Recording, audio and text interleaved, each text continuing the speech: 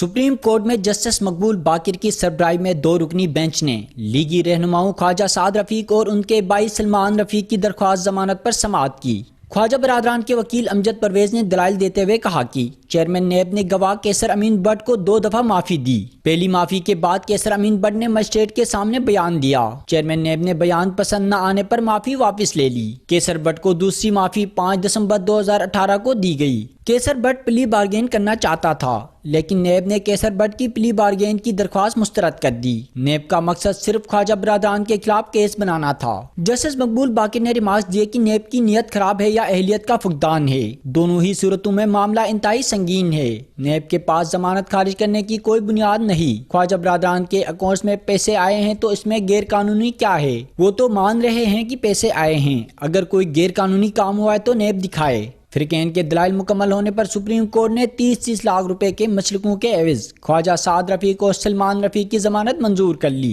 18 مہینے سعد رفیق صاحب اور سلمان رفیق صاحب کی زندگی کے نیب واپس دے سکتا ہے؟ کیا ان کی وہ بے عزتی جو پاکستان کی عوام کے سامنے ہوئی ان کو واپس دے سکتا ہے؟ کیا ان کی عزت جس پر حرف آیا نیب واپس دے سکتا ہے؟